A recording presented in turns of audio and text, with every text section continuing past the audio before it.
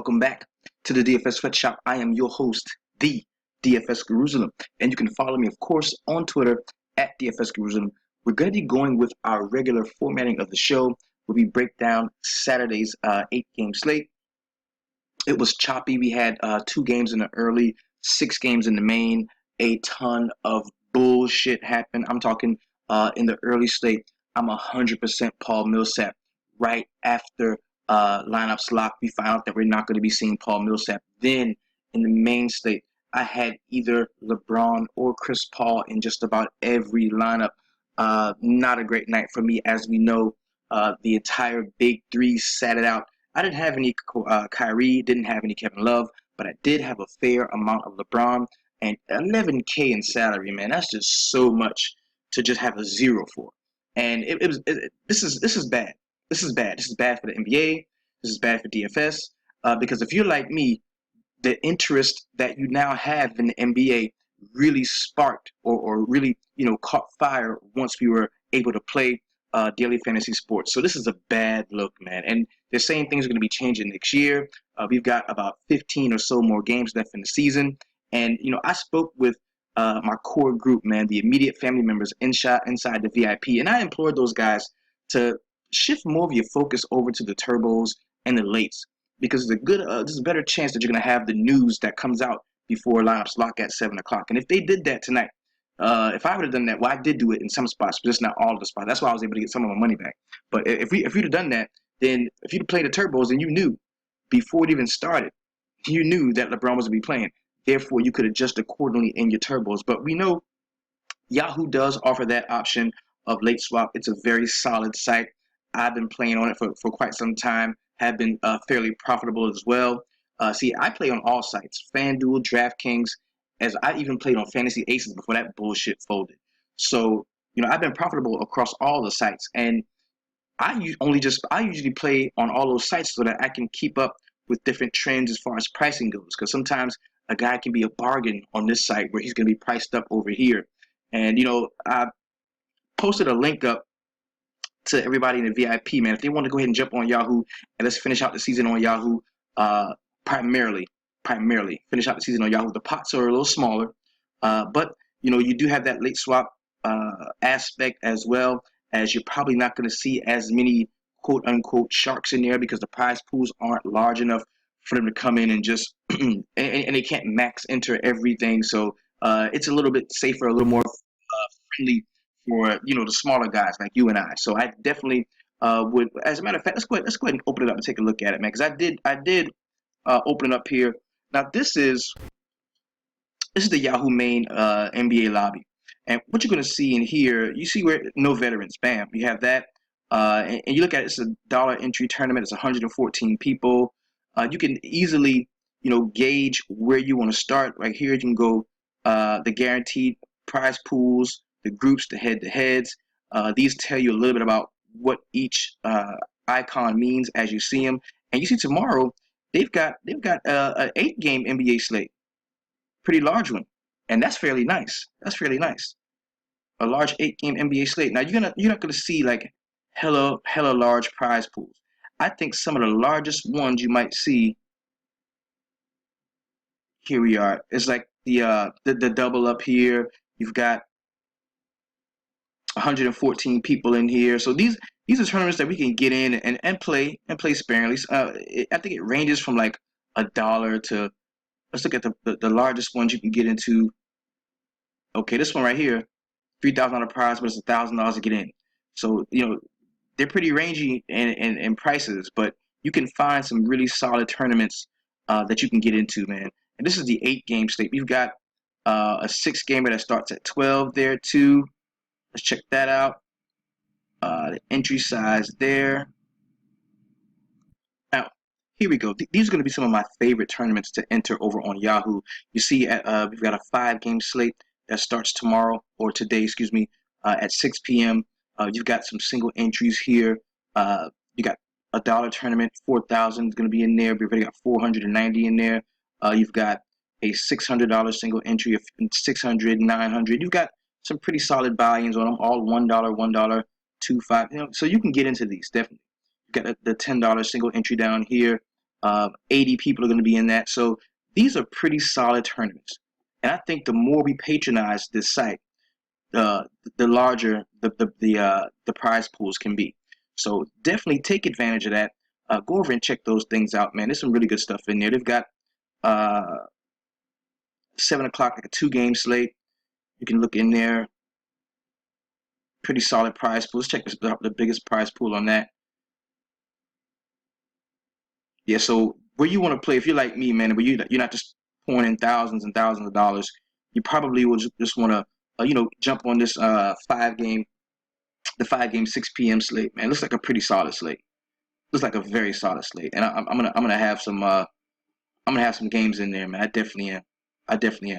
And let's say we wanted to, make a lineup. I'm gonna show you a little bit about how you do it, where you would go to do that, and how your lineup would shake. So let's go ahead and jump into the 4K, the $4,000 tournament, right? So we go to enter contest, and I need to put some money in there too. Last thing I did was draw. So here we go. Now you got 8 spots, I believe. Excuse me, 1, 2, 3, 4, 5, 6, 7. Yeah, you got 8 spots. So it's very similar to DraftKings. If you like that, if you like DraftKings, you should be good with this. The only difference is you don't get the points for the bonuses, and you select the point guard, shooting guard, another guard, a small forward, a power forward, another forward, a center, and a utility.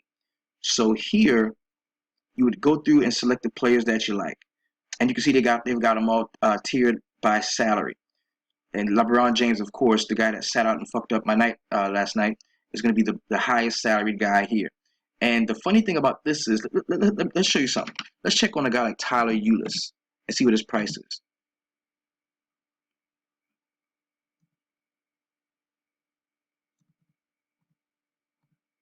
We're going to go to, let's go to the guys that are like very cheap.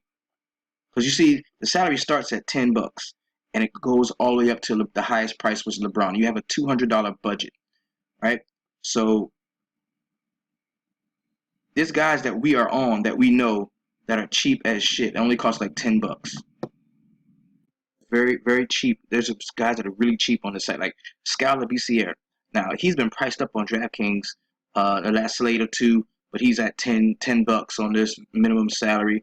So the first thing you want to do is you want to scour the minimum salary, see which guys are priced kind of incorrectly. Because if you don't, and you don't roster those guys, those are the ones you're going to be up against. Now Tyler Ulis, who we talked about a few minutes ago, he's in that late slate. Because I remember this is only a 5-gamer here. So Yahoo is a pretty solid site, man. If you wanted to come on over and check it out, I am going to drop a link to it in the bottom of the video. It's kind of like a refer a friend thing, so I do get some points if you do sign up under my link or whatever, but that's cool. I definitely would appreciate that. So I'm going to be on there tomorrow, man. After the show's over tonight, I'm going to go ahead and load a couple of dollars. So the last thing I did on the site was take the money out. But I'm gonna load something on this, and I'll be in a few of those tournaments tomorrow. Most definitely, that's where I will be. So let's go ahead and jump into the regular formatting of the show with a little core 4 review, followed by 4 players of the night. Man, not a great core. My core was gravely affected in some spots by the LeBron news, with the big 3 news, so to speak. Because Chris Paul was somebody that I really liked. I liked the matchup. I know I said earlier, I ain't never rostered his ass again in the playoffs, but it was an interception I threw. You got to have a short memory in DFS. So I went ahead and had him in core 4. Did not have a great game. Scored about 19 DraftKings points for that point. 2K, I believe, in salary. Great play there. We had Barton in there. He was right around there with 19.25 DraftKings points. Not a great game from him. I had Mason, which turned out to be a very solid play. Did not hit the double-double bonus the way I thought he would, but it was a very solid play there. And we finished it out with Mike Conley. Mike Conley was probably my favorite play in the core 4, and he went out, I believe, at 7.1 and brought back just above 6x, about 44 DraftKings points. So it was a very solid outing for a couple of the guys, not so much for the other guys. I think Chris Paul was greatly affected by that big 3 news that came out right after lineups locked at 7 o'clock. So let's go ahead and jump into the feature for plays of the night. These are the 4 most talked about, tweeted about guys in the DFS sweatshop, in the Facebook VIP and as well as on Twitter. We're going to start with the who dat. Scoring all them points over there player tonight. That's going to none other than Jameer Nelson at 23% owned, 4.3K in salary. Dude went out and brought back 43.75 DraftKings points. That is 10x tonight. You, Jameer Nelson, are the who dat scoring all them points over there player tonight. Next guy we're going to talk about is the how did I miss that play tonight? And I've missed on this guy a couple of times in really great spots this season, just because the play was fluctuating. He was so up and down, inconsistent over the last few months. Just did not see what I normally, I've grown accustomed to seeing from him, and I just didn't pull the trigger today. I just didn't. And at 27% owned, he was about 8K, right around the same price as Chris Paul. Went out and brought back 47.75 DraftKings points. Excellent game we saw from Jimmy Butler. That is why tonight you, Jimmy Buckets, you're the Knights. How the fuck did I miss that play tonight? Awesome game from you, Jimmy. Much congrats to you on a really solid game there. Next player we're going to talk about is the heat check player tonight. This is the guy that above all else just goes out and ball. Does not have to be the highest price guy on the slate. Does not have to be the guy that goes out and scores the most points on the slate, but just the guy that above all else goes out and fucking balls. And tonight, it is the highest price play on the slate. It's the guy that scored the most points on the slate. It is James motherfucking Harden. This dude had a huge triple-double. And you know what? Was at the barbershop today, man, kicking it. And you know what we do in the barbershop. We talk sports. And we had this debate on whether it was Harden or Westbrook that should get the MVP this season. And I think it's Westbrook. I think it's Harden. Harden is definitely the league's MVP in my estimation. And I'm going to tell you why. There's a play that I really remember where, and it was recently, where the ball's coming off. The defense shoots the ball, and it's in the low post at this particular time. It's Russell Westbrook, and it's Taj Gibson. So it was a recent game after Taj Gibson had been traded from Chicago to Oklahoma City. And you can see where Russell Westbrook thinks in his head, oh shit, let me get out, get in transition. Taj just boxed my man out. He about to get the rebound. Let me go and start the break. And then he's like, no, fuck that. I'm trying to get a triple-double. And he jumps over Taj Gibson and claps a rebound. Pow, and takes it. And then runs the ball down the court. That's not what an MVP does, man. The game does not come to Westbrook. He takes the game from everybody else. And that's cool if you're taking the game from the opposition. But when you're taking the game from your teammates, I think it hurts a lot more than it helps. And this is not a very great team. They just have a really great player in Russell Westbrook. Don't get me wrong. He is one of the best players in the league at this particular time. But James Harden, the game flows. I just finished watching the Denver Nuggets and the Houston Rockets play. And they said James Harden had 41 points. I was like, damn, where the fuck did he get those 41 points? The game just came to him. They said he had a triple-double. I was like, damn, he had a triple-double? I didn't even see all that. The game just comes to him.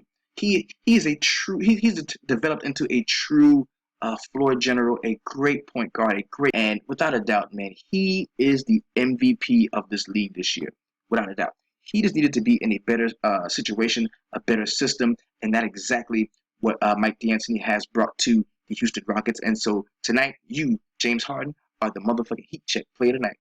Salute to you with your heat checking ass. Now, let's move on to that one motherfucker. This is, every time this dude gets priced up around 7K, I usually don't even fuck with him. But man, this dude has been on such a tear lately that I didn't think it was going to come to an end in such a high-scoring game. If this was a game against another team and it wasn't supposed to be such a high-scoring game, I wouldn't have fucked with it. But the fact that it was playing against Houston, and I wanted to get a piece of that 240-point total, I rocked with this dude, and he went out and snowflaked on me like a motherfucker. I'm talking about you, Will Barton, with your snowflake ass. How the fuck you gonna go out with them white, crusted-ass lips, your dry-ass lips, and bring back 19.25 DraftKings points? Man, you's a motherfucking snowflake. With your snowflake ass, you need some fucking car mix. Snowflake ass motherfucker. 33% owned. That means a third of the motherfucker. A third of everybody who had their money on your ass tonight got let down. 6.9K. You went out and robbed us. Stole that from us with no gun. You robbed us with some crusty lips. 19.25 DraftKings points. Come on, man. You got to be fucking kidding me. He's a motherfucking snowflake, Joe Snowflake ass, and I ain't gonna roster your bitch ass again until you over on Yahoo, because you're a little cheaper over there on Yahoo. Plus, I got the late swap. I'm fucking with you on Yahoo, just not on DraftKings, right? Let's get on with the rest of the fucking show. Now, we've approached a point in the show where I like to show you my very best DraftKings lineup. I do this for a couple of reasons, man. I want you to know that the guys that I'm talking about are the guys that I'm playing. I'm not like them other motherfuckers who are going to tell you, oh, I'm playing this guy, playing this guy, playing this guy, and then you look at my lineups, he's not in there. Now, this week for me was probably the worst week of NBA I've had all season long. It was, I think, the second week where I did not turn a profit, and that bothers me. That pisses me off. Because there's been 2 weeks this year where there was no profit at all. This is one of them. So let's go ahead and jump into it. This is my very best DraftKings lineup. Open that up for you. And I'm going to slide on over here. So let's go ahead and let you take a look. Okay. Now we've got Mike Conley, a Core 4 member. We've got Mason Plumlee, a Core 4 member. Will Barton with his snowflake ass, a Core 4 member. This is one of the lineups where I had to pay up for James Harden. So by the grace of the creator, I could not afford to get Chris Paul in this lineup as well. But man, not a very good showing from Will Barton, of course. This lineup finished with here. This lineup finished with about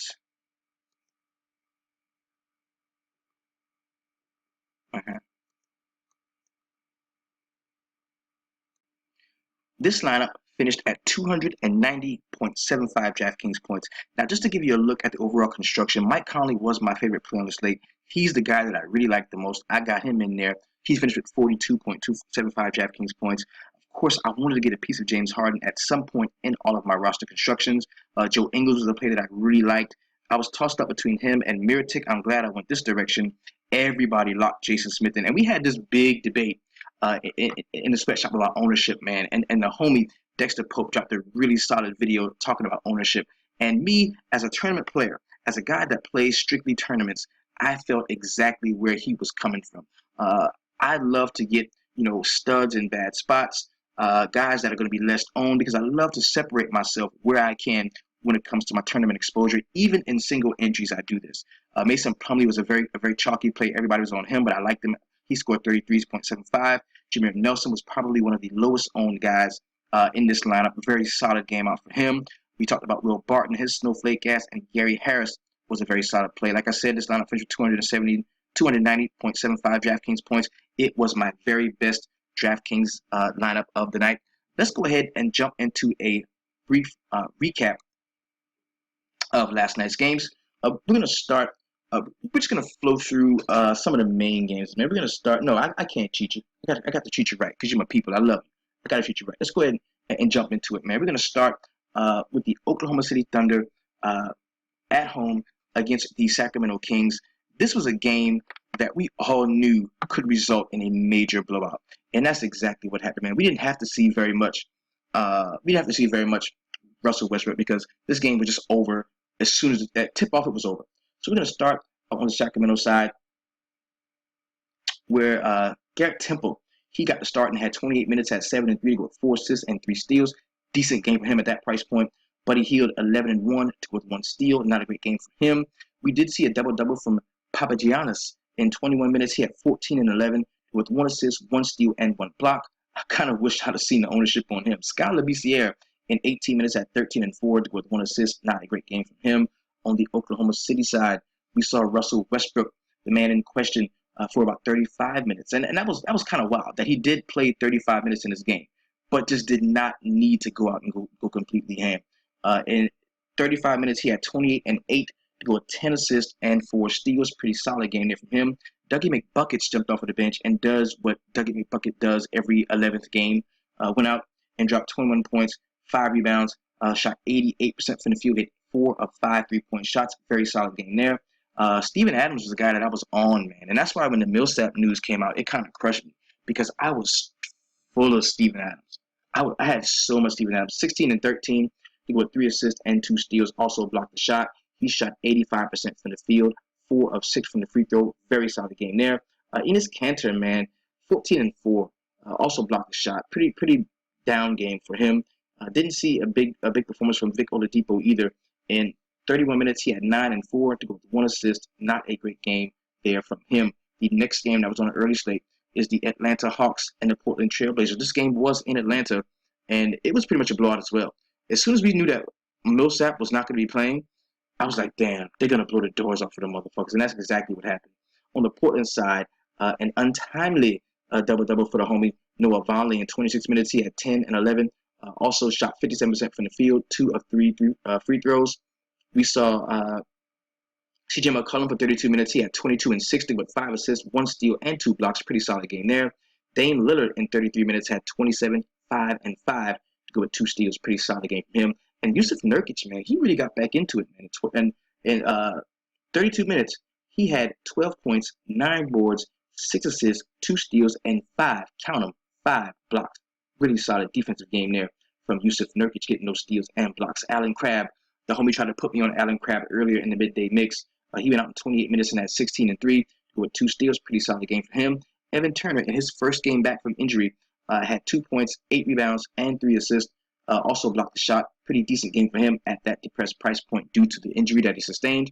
On the Atlanta Hawks side, Thabo Sefolosha only played 18 minutes, did not score a point. He did have 5 rebounds, 1 assist, 1 steal, and 1 block. Ersan Ilyasova, who started in place of Paul Millsap in 27 minutes, had 23 and 4 with 1 assist and 2 steals. Also blocked the shot. Very nice game from Ersan Ilyasova. Dwight Howard had a nice one in 33 minutes. He had 14 and 10 with 3 assists and 5 steals. Also blocked the shot in this time there. And Tim Hardaway Jr. in 29 minutes had 22 and 2 with 2 assists and 1 steal. Very solid game we saw from him. The next game I'm going to get into, which was the first game on the main slate, was the Charlotte Hornets winning the game at home against the Washington Wizards. And I'm kind of glad I didn't go to this game because Kemba fucking sucked. And I would have been pissed if I had sat there and watched Kemba blow dick the way he did. That was a horrible game we saw from Kemba Walker, man. But on the Washington side, Jason Smith did not disappoint. He didn't go ham like he did last night. But in 27 minutes, he had 8 and 4 to go with 2 assists and 3 blocks. Solid game at a 3K price point. Otto Porter in 33 minutes had 16 and 3 to go with 1 assist and 3 steals. We saw a very solid game from Ian Mahinmi in 20 minutes. He had 7 and 7 to go with 1 assist. Not much from John Wall. 19 and 3 to go with 8 assists and 1 steal. The dude had 8 assists in the first quarter and finished the game with 8 assists. John, what the fuck were you doing? Horrible. Martin Gortat in 27 minutes had 6 and 16 boards to go with the block. Where did he get this rebounding from? Oh, I forgot. You can attack the Charlotte Hornets rebounding the motherfucking basketball. You can. On the Charlotte Hornets side, man, big game we saw from Cody Zeller, man. 19 and 5 with 4 assists and 2 blocks. Nice game there. Now, Cody shot 80% from the field.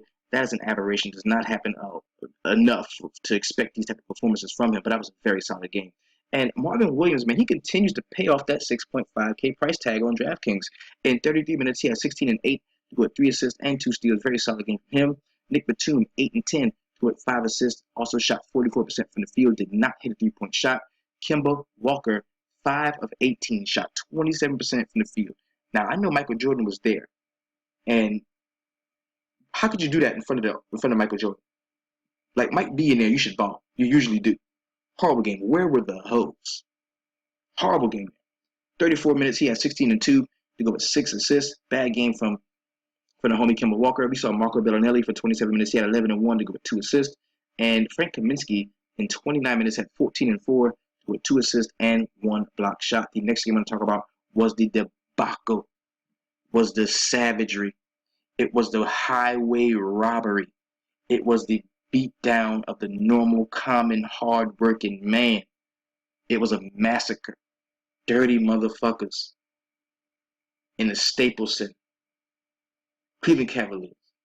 And the one good thing I did take from this is the announcers in the Cleveland and the Clipper game, they talk shit about them resting the whole night. Van Gundy was talking shit. Like, all of them was talking shit. That's good. That's what the motherfuckers get.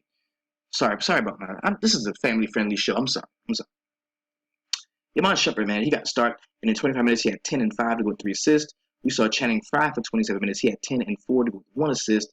Nobody in this game scored more than 11 points. This was a horrible game. I don't even want to talk about this shit. On the LA Clippers side, I saw a big game from DeAndre Jordan, 13 and 17 to go with 2 assists and 1 steal. We thought we were going to get a really nice one from Blake Griffin, but he kind of tailed off in the end, of course, because it was a blowout. In 31 minutes, he had 23 and 8 to go with 4 assists. Pretty solid game there. J.J. Redick scored 16 in his 18 minutes, also had a rebound, an assist, and a block. Jamal Crawford came off of the bench in 28 minutes, had 13 and 2 to go with 3 assists. Pretty solid game for him at that price point. And Mo Spates in 14 minutes had 7 and 8 to go with 2 assists and 1 block. Dude was popping up in all of my models this morning. I was wondering why. Maybe the motherfuckers knew that they wasn't going to be playing. Crazy. Next game I'm going to talk about was a very low-scoring game. It is the Chicago Bulls at home against the Utah Jazz.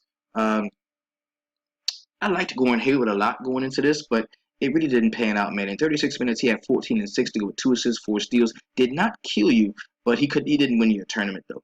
Rudy Gobert had a very nice one, 13 and 13 to go with 2 assists and 5 blocks. He shot 45% from the field. We need better than that from a big man.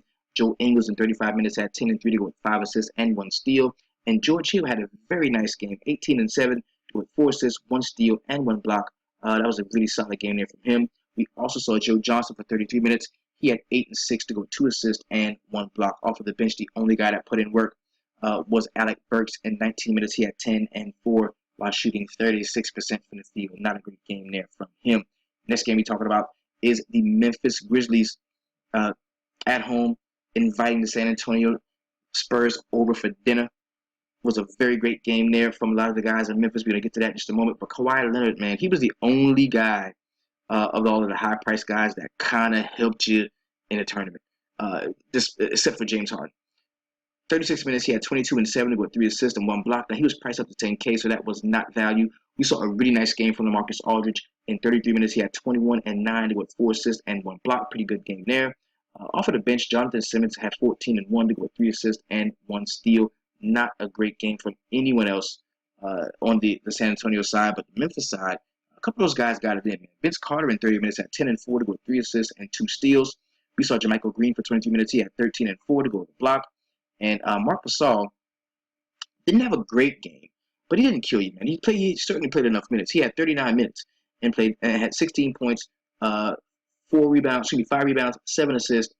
Also shot 42% from the field. We need better than that.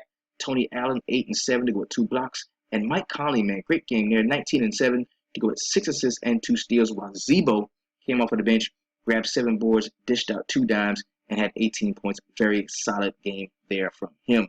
The next game I'm going to talk about is the Denver Nuggets and the Houston Rockets. Now, this game was slated to be the highest scoring game on the slate. And it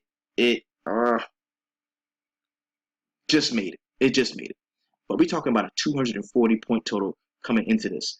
And it finished at about 214. Now, there was a point where this game could have been overtime. But Mike Malone is such an idiot fucking coach that, Will Barton gets the rebound, and they try to run out in transition. They can tie the game with a 2-point shot. He runs the length of the court, and with 3 seconds left, misses a layup.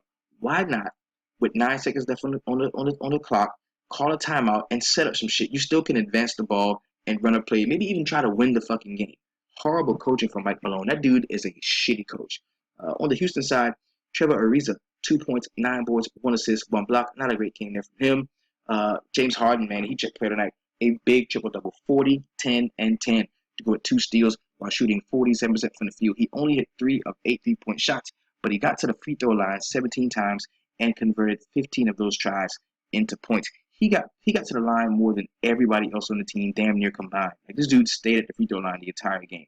That's how he creeps up and gets those points on you, man. This dude's also get to the basket. Nene, in 23 minutes, had 14 and 7 to go with 2 assists. We saw Clint Capella for 24 minutes. He had 16 and 8 to go with 1 steal and 1 block. And it seemed like he was catching alley-oops from, I think everybody on the team threw him an alley-oop. Like, everybody. Like, dude was catching them from everybody. I mean, that dude he's a high riser, man. He can get up. Eric Gordon, in 33 minutes, had 10 and 3 to go with 2 assists, 1 steal, and 1 block. We saw Sweet Lou Williams. He was fumbling and stumbling and bumbling and missing 3-point motherfucking shots. Did not hit 1 3-pointer, but he did get 12 points, 1 rebound, and 3 assists. There was a point in the game where he was like 0 for 5, and then he hit a few shots in succession. So, on the Denver side of the ball, pretty solid game. We saw from Juancho Hernan-Gomez. He did get the start in place of the Gallinari and Wilson Chandler not playing. He was on the floor for 28 minutes, had 15 and 5 with 1 assist and 1 steal. while shooting 55% from the field. Do hit 3 of 4 3-point shots. That guy can shoot. Mason Plumlee in 31 minutes had 9 and 9. Come on, Mason, get that point and that rebound for me, baby. I need a double bonus. He had 3 assists, 2 steals, and 3 blocks while shooting 60% from the field. Very solid performance for him. Nikola Jokic, they tipped the ball at the beginning, and he fouled the guy twice. It was tip off. 10 seconds in the game, he had 3 fouls. And what the fuck? Ended up playing 21 minutes, had 16 points, 5 boards, and 4 assists. He also blocked the shot and had 7 for 14 from the field. That's 50%, pretty solid there. Gary Harris had a very nice game, 17 and 6 to go 2 assists and 2 steals. We saw Jameer Nelson kill it. At one point, he was on a triple-double watch. He had 15 and 7 to go with 11 assists and 1 steal while shooting 42% from the field, hit 2 of 7 3-point shots. And Will Barton played 33 minutes off of the bench, had 10 points, 1 rebound, and 4 assists. Also blocked the shot. And damn near everybody that played scored in double figures, man. They played some really good team basketball, which is why they were in this game against the Houston Rockets very late. Kenneth Faried, in 23 minutes off of the bench, had 11 and 8 to go with 2 assists, 1 steal, and 1 block. And he's one of the guys that we highlighted tonight in the midday mix that I thought would be benefiting the most from Gallinari and Wilson Chandler not being available to play. Because we didn't see Darrell Arthur. We didn't see, of course, we're never going to see Roy Hibbert and Moutier and them cats. Mike Miller, we're never going to see those dudes. But Faried had some really meaningful minutes. Jamal Murray in 23 minutes had 12 points, 4 boards, 1 assist, and 2 steals while shooting 30%, 4 of 13 from the field. He took 5 3-point shots and hit 2 of them. Also, him and Will Barton missed some very big free throws down the stretch that could have tied the game and kind of send it into overtime, or keep it in the direction of going into an overtime frame. And we love that as DFS players. We love the overtime. That's what really gets us going. Next game I'm going to talk about is the last game on the slate, the late night hammer game. This one was a blowout as well. The Golden State Warriors beat the Milwaukee Bucks 117-92. On the Milwaukee side, we saw Chris Middleton for 29 minutes. He had 11 points, 2 rebounds, 5 assists. Shoot 50% from the field. We saw Giannis, he only scored 9 points, had 3 boards, 3 assists, 2 steals, and 3 blocks. He did a little bit of everything, but just didn't do much of it. Not a great game there. He shot 4 for 14 from the field. That is 28%. Horrible game there. We saw Tony Snell for 28 minutes. He had 12 and 3 to go with 2 assists. And Malcolm Brogdon led the team in minutes because he got all of the scrub love run as well. He played 40 minutes, had 18 and 4 to go with 3 assists, 1 steal, and 1 block. And we saw Greg Monroe for 17 minutes. He had 12 and 7 to go with 2 assists and 1 steal while shooting 46% from the field. We finally got a little dose of Mirza Teletovic in 21 minutes. He had 10 and 3 with 1 steal. Not a great game there, but he was very priced down, so you can live with that. On the Golden State Warriors side, didn't need to see much of him, man. We saw Pat McCaw. Why are we still seeing Pat McCaw? 15 minutes, he had 5 and 1 to go with 1 assist. Not a good game at all. Draymond Green flirted with a triple-double. In 29 minutes, he had 8 and 8 to go with 10 assists, 1 steal, shot 33% from the field, going 2 of 6, hit all 4 of his free throws. Pretty decent game, but we needed to see way more from him. It was a decent game, but not a great fantasy game for him. Klay Thompson had 21 and 3 to go with 1 assist and 1 block in his 34 minutes. And we saw 30 minutes of Steph Curry. He had 28 and 4 to go with 4 assists, 1 steal, and 1 block. Andre Iguodala jumped off of the bench and in 30 minutes had 15 and 4 to go with 4 assists, 1 steal, and 2 blocks. Pretty solid game there from him. Didn't see much from anyone else, man, off of the Golden State bench. So now that we recapped last night's games, let's go ahead and jump into a very quick player pricing for tomorrow's main DraftKings slate. Now, as you can see here, the DraftKings slate tomorrow, we've got 3 games in the early, 5 games in the main, and 2 games in the late. Some of the games do actually run into the main. So, you know what I'm going to tell you, man. Slate selection is key, man. And I would really, really implore a lot of y'all to jump in the early, jump in the late. Try to get as much injury news as you can going in. We're going to be, talking mostly about the main slate, because that's where I know most of you guys are going to play anyway. That's where we're going to begin our analysis. Let's go ahead and get that open and jump into our player pool so that we can, gauge what we want to do, who we want to roster tomorrow. We've got to take a look at this. So let's go ahead and open this up. And we're going to start with some of the higher salaried guys on the slate, kind of work our way down, just get a feel for who we want to roster, who and how we want to roster. So now, as you can see here, LeBron James is going to be the highest salaried player on the slate. 11.4K. In any game not against the LA Lakers, that wouldn't be a harsh price to ask for him. But I'm not paying up for LeBron in that spot, man. They're gonna blow them out, especially when you see the entire big three. If we get some news that only LeBron's gonna be playing, or only LeBron and Kevin Love are gonna be playing, then I can give those guys some consideration. But right now, while we think that all three of them are gonna play, I'm not gonna roster LeBron at that price point. We've got Anthony Davis at 10.8. Don't really Not really against that play, not really against it, but I would much rather have Boogie if Boogie does play. He's 1,000 cheaper, can do very similar things. Karl Anthony Towns at 10.3 is a play that I really like. I like him tomorrow as well. Kawhi Leonard, I like the spot Kawhi Leonard is in at 10K going to the Sacramento Kings. But the only thing is, I do not want to take the risk of this game blowing out. So it's going to be hard for me to roster Kawhi Leonard at that price point. Paul George is a player that I kind of like at 8.8 going against the Toronto Raptors. He's somebody who I think I can definitely take advantage of. Dame Lillard against the Miami Heat. I don't want to play. See, theoretically, this is a stud in a bad spot that can go off. But the game is in Miami. Goran Dragic is a very decent defender. They play fairly decent perimeter defense. Plus, they are the worst. Dame Lillard is the worst defender in the league against the point guard position. I'd much rather take the discount and pay down a little bit for another point guard. I don't like him at 8.7. Hassan Whiteside definitely deserves consideration for me at 8.5. Although primarily you want to attack the Portland Trailblazers at the power forward position, I think Hassan Whiteside is one of those guys that pretty much is matchup proof in this instance. So he's somebody who I'm going to have great consideration for. Kyrie Irving at 8.3, not a player that I'm particularly interested in.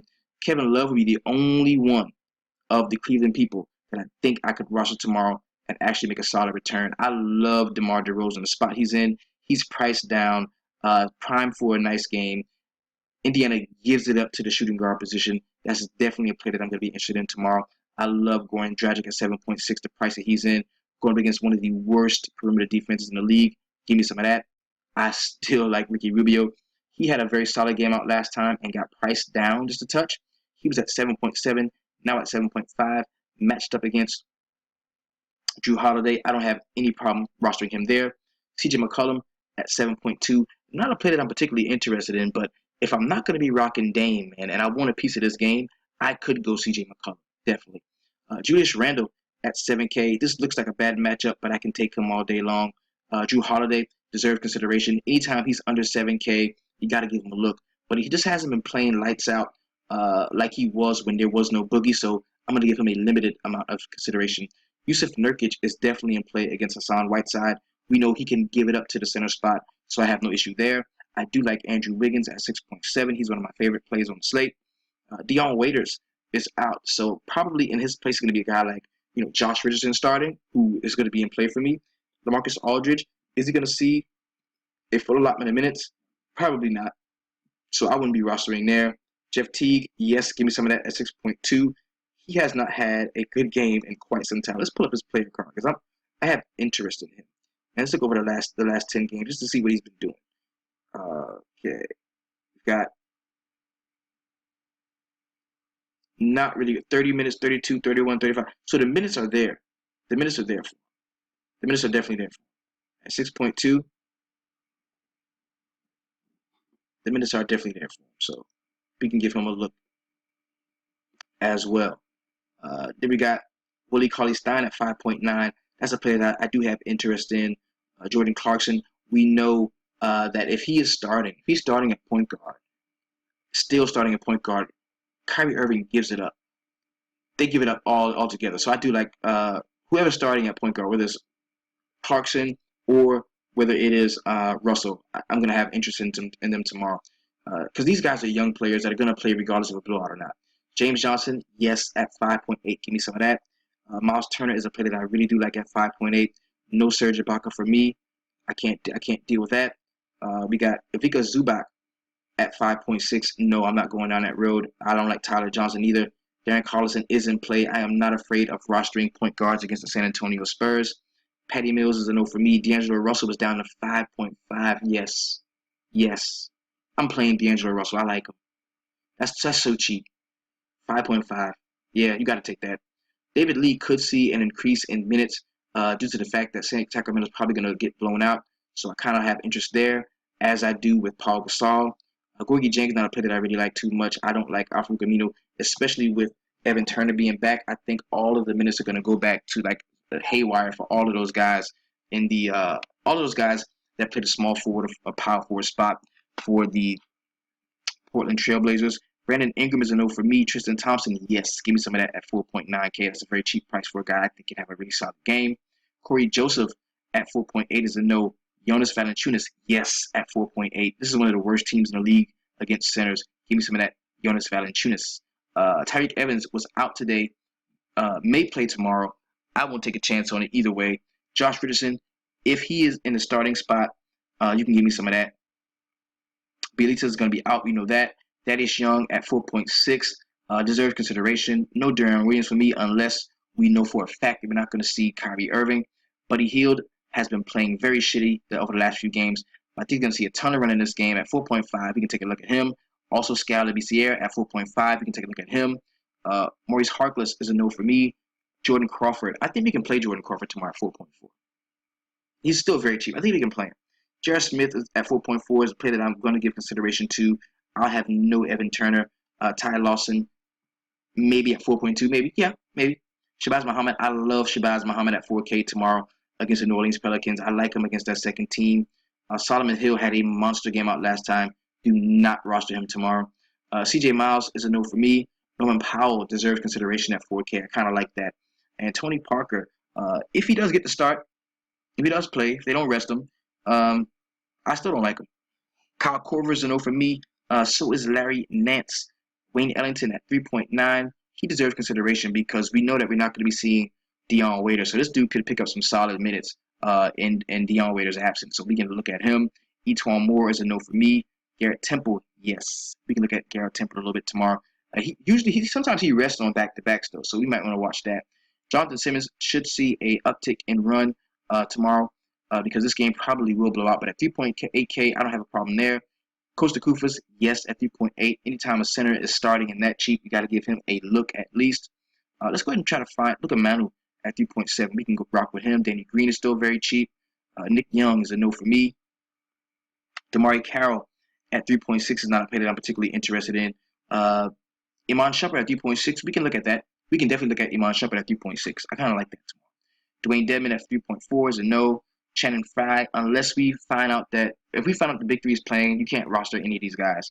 But if the big three is out, then these are guys that you're going to have to take a look at. You're going to have to take a look at those guys. Richard Jefferson, Shannon Fry, you're going to have to give those guys a long, hard look. So let's go ahead and see what we have at 3K. Who's the 3K play of the day tomorrow? Could be Myers Leonard at 3K. They may use him to draw Hassan Whiteside away from the basket and shoot that deep three-point shot. Maybe some Luke Babbitt, no. Brandon Rush is always there. This dude is always 3K, and he's like been starting forever. This dude just never scores points. Don't do that. And just because I said that, he's probably going to go out and hang up 40 tomorrow. He's going to pull old Solomon Hill tomorrow probably. It's really not much, man, that you can roster at 3K. Really not. Delon Wright at 3K looks kind of appealing. Rodney Stuckey looks appealing at 3K. Maybe some... We got some Big Al Jefferson at 3K. That looks kind of appealing. I kind of like that. I can rock with Big Al Jefferson. Yeah. Galloway might see some minutes in a blowout. Some scrub love for him. Papagiannis coming off a double-double. Some people are going to roster that. I won't fall for it. So not a lot to love. Let's go ahead and jump into the point totals on the main slate. And just to give us a good idea of where we're going to invest in, because we know a 5-game slate, man, for the most part, we're going to be stacking. We're going to stack healthy guys that are playing. We're going to do our best to stack healthy guys that will be playing. So let's go ahead and jump to that really quick. Now, the first game we're going to talk about is a part of the early slate. I'm going to roll through all of the games just so you have that information if you're planning on playing the late, the early, or the main. We're going to start with the Dallas Mavericks going to Brooklyn and take on the Nets. This is a 208.5 point total. On the Dallas side, we've got an implied point total of 106.5 points. That's pretty solid. That's pretty nice. We've got a few guys in this lineup that can really have solid games. We're talking about Harrison Barnes is a really solid play. I think I like Dirk Nowitzki in this spot. we can target the Brooklyn Nets any fucking where, anywhere you can target those guys. Nerlens Noel is not a player that I really like. A lot of people are going to be on him. I think so, but I just don't like Nerlens Noel on the spot. I think if you want to look to a big in this game, you're going to look on the other side of the basketball, following Brook Lopez. He's somebody who I really like. I believe we got a projection on him at about 35 DraftKings points. That's real solid there. At 6.6K, I think he can beat that projection. I kind of like Brook Lopez tomorrow. We've also got Rondae Hollis-Jefferson. He looks like a pretty solid play. Going to be matched up a lot with Harrison Barnes. That's somebody you can look to. You're going to have to figure out who of these guys are going to be. Because we got some game time decisions. We got Trevor Booker as a game time decision. Sean Kilpatrick is a game time decision. Joe Harris is a game time decision. So if all these guys come back and play, it's definitely going to shake up that roster and make you look a little deeper for value on the Brooklyn Nets side. Now, Jeremy Lin is priced down to about 5.9K. And I think he could beat his 32-point projection. I kind of like Jeremy Lin tomorrow. He's going to be matched up a lot against Yogi Ferrell. I think that's a matchup that he can win if the minutes are there. Next game we're going to talk about is the Boston Celtics going to Philadelphia to take on the 76ers. We know the injury news from this game. We've got Isaiah Thomas on the Boston side. He's going to be out. Of course, Ben Simmons is not playing on the Philadelphia side. Joel Embiid and Jared Bayless are all out. Of course, there's a lot to like, I think, on the Boston side. We got a precursor to who is going to be benefiting the most from Isaiah Thomas being injured. And it's not Avery Bradley. It is not Marcus Smart. It is Jay Crowder. I like Jay Crowder in this matchup. He's going to be faced with the task of stopping or slowing down Dario Saric. He is one of the best perimeter defenders in the league. Going to see a ton of defensive usage. I like Jay Crowder. This is a 208-point total, 208.5 actually, with the Boston Celtics projected at 106.5 and the Philadelphia 76ers at 101.5. Now, this team is not playing for anything, the Philadelphia 76ers. They're playing for pride. They're playing for respect. They're playing, to show that they're a young team and they're up and coming and they're on the rise. There's a few guys in this game that you can definitely look to. Now, the question is, who guards Saric? Is it Amir Johnson who guards him, or is it Jay Crowder? Now, I don't think that you can put Amir Johnson on Saric. He's just too fast, putting the ball on the floor, getting to the basket, and he can shoot that deep shot. So I think he's going to be a very big matchup problem, somebody you can look at. Also, you might want to look at Robert Covington. TJ McConnell is going to be a play that I'm not going to be rostering tomorrow because he's going to be seeing some of that Marcus Smart / Avery Bradley perimeter defense. Not a great play there. Rashawn Holmes is going to come off of the bench and play some meaningful minutes as well. I kind of like the spot that he is in. And Jahlil Okafor, do not be surprised if he does have a good game tomorrow against Al Horford. That being said, I like Al Horford tomorrow because we know that that kid is a horrible defender. Jahlil Okafor is a horrible defender. If he starts that game, you can roster Al Horford without any hesitation. The next game I'm going to talk about, and this is also a part of that 3-game slate, is going to be the Phoenix Suns going to Detroit to take on the Pistons. It's a 213-point total. Anytime you get the Pistons in this type of point total, I think you've got to take advantage of the rebounding aspect involved in the game. Now, Detroit Pistons are giving up 10 points to the Phoenix Suns. You've got a little bit of Morris on Morris crime here, where the Phoenix Suns, traded away Marcus Morris and Markieff. They both played for this team. And every time they play them, there's a narrative involved. But I'm telling you, fuck that narrative. Because I don't think either of them have played the Phoenix Suns and played well against them. So fuck that narrative. I'm not fucking. Marcus Morris, though, he is a guy that we project to get about 28 DraftKings points at 5.3K. That is not bad. But on a 5-game slate, he's rosterable. I mean, matched up against, T.J. Warren, I don't see him having a hell of a problem, scoring some points. But I would much rather look to a guy like T.J. Warren or Marcus Chris at that forward position. We can definitely look to Reggie Jackson, I think. Yeah, I like Reggie Jackson. I like Reggie Jackson, Andre Drummond, and Kentavious Caldwell-Pope. Give me some KCP tomorrow. I think he's going to be a very solid play there. Now we're going to move over into the main slate. We're going to start with the Portland Trailblazers going to Miami to take on the Heat. This is going to be a very good game, in my opinion. I think it's going to be a nice one. I really like this game. Let's go ahead and jump into that. Let's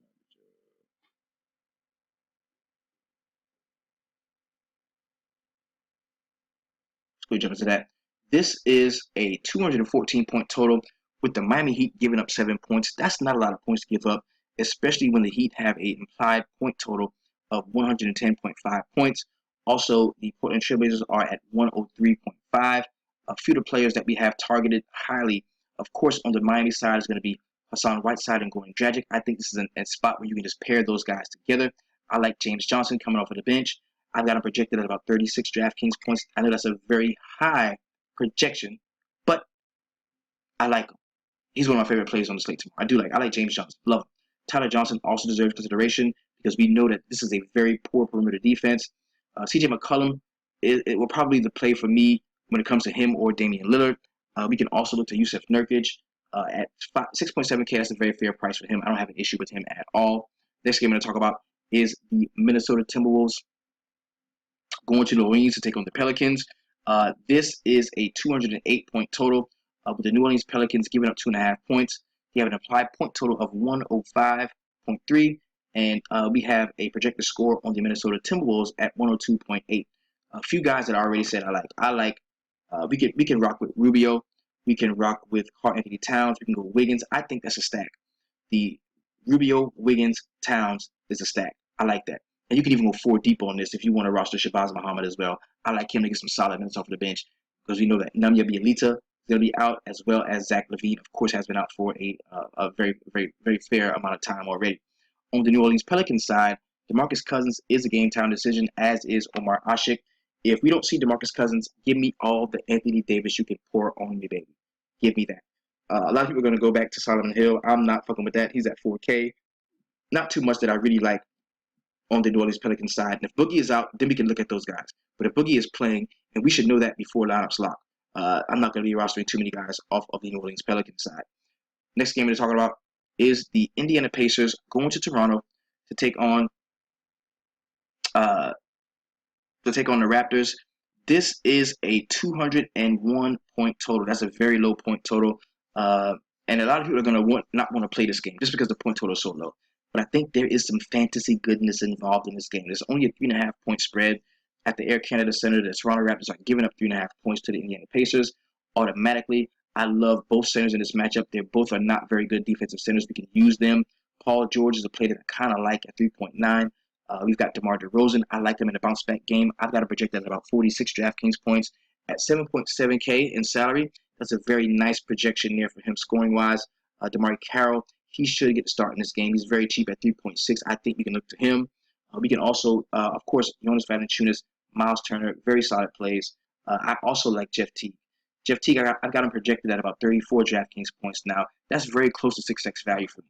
And I like Jeff Teague tomorrow. I think he's going to be a very solid play. Have no issue there. Even though Corey Joseph is a slightly above average defender, I think that we can look to Jeff Teague tomorrow. Next game we're talking about is a fadeable game, man. The point total is low. It's 204 point total. We got 107 projected by the San Antonio Spurs, 94 projected by the Sacramento Kings. The only way that I'm going to this game is if I truly find value in Kings players, because most of them are fairly cheap. Some of them can go off, but there's not a lot to like. And we know we can start point guards against San Antonio. That's been proven time and time again after the All-Star break. So I would give a look to Darren Collison, and I would give a look to Ty Lawson. But we need to find out if all these guys are going to be playing, because they've been resting guys at will. We looked at Aaron Aflalo. He was out. We had Tyreek Evans was out.